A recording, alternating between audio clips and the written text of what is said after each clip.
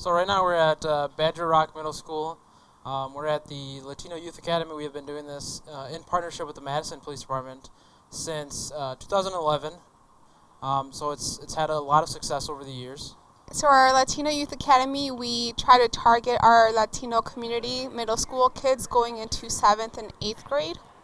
We try to come up with this youth academy every year since we know there is some lack of trust within our Latino community or just overall minority communities. So we're hoping to reach out to the kids. Kids get to know the police officers and other people who work with us and try to build a relationship with everyone. We're doing a lot of great activities. We're doing a lot of different police-related activities such as like handcuffing, room clearing, some forensic side of things. Another great thing that they get to do is get to meet different agencies like the Fitchburg Fire Department, Madison Fire Department. We had Fitchburg Canine out here. We also had the Madison Motor Unit come out. It's just a lot of cool things that they get to experience and get to know.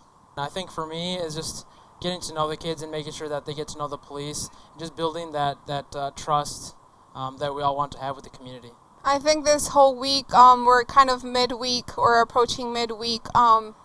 We've kind of gotten to know the kids, they've gotten to know us as police officers, and we have a lot in common, more than they ever thought. So it's a good experience with the kids and just for them to get to know us and for them to know that they can come to us for help and kind of put fear aside because they already got to meet some cool officers.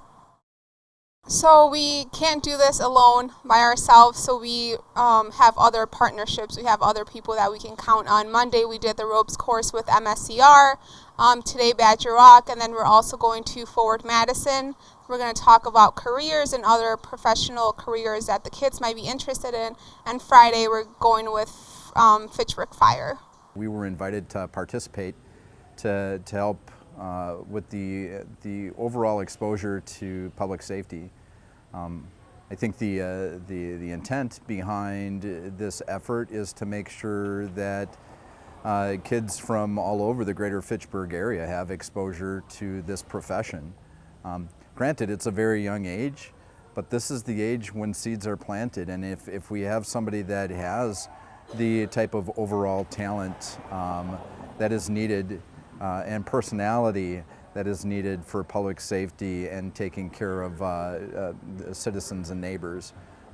Now's the time to start considering those things. As they get into high school, they're going to start developing their skills and their path as far as where they want to go professionally. And no better place than the fire station to have those conversations and answer some questions for some kids that may have interest in the future. Most of what we're doing today is an overview of things that are available during an emergency. Obviously, we're not setting it to a realistic scenario. This is more or less just a sort of a hands-on approach to some of the tools and equipment that we use.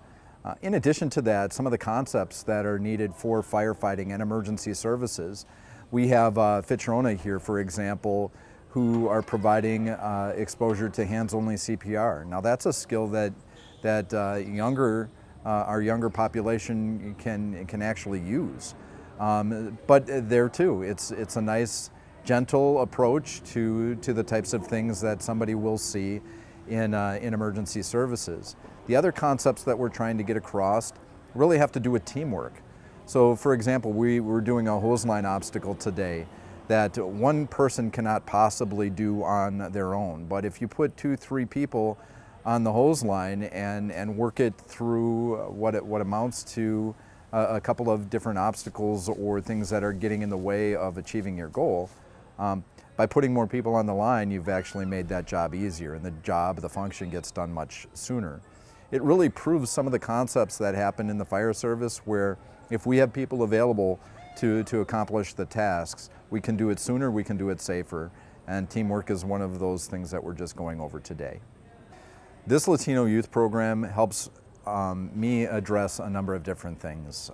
From a fire chief's standpoint, it's good to see how we impact our community. We know we have a community that's reflective of this group, this age group, and this nationality. it's important for us to do that purposeful outreach to try to understand where we need to provide services. And I can't assume anything. I can't assume that when we put our name out there as far as having positions and professions available, that people are going to see that. This needs to be an active process. Outreach is an active process. And in order to engage the community, sometimes we have to go to the community, and luckily, here's a situation where the community is coming to us through a well-established program by a competent group of individuals who really want to see what's best for these kids. Yeah, so on Friday we're going to get to kind of recap the whole week. We get to invite all the kids and their families. They get to meet all the officers that have been helping during the week. We kind of do a little graduation ceremony. They get a little certificate. We have a lot of food. We have cake. It's a good time overall. Yeah, we've been partnering with Madison, like I said, for over almost 10 years now. I'm sure in the future there's going to be a lot of different youth academies. As time goes on, we learn about different things that we could have done better.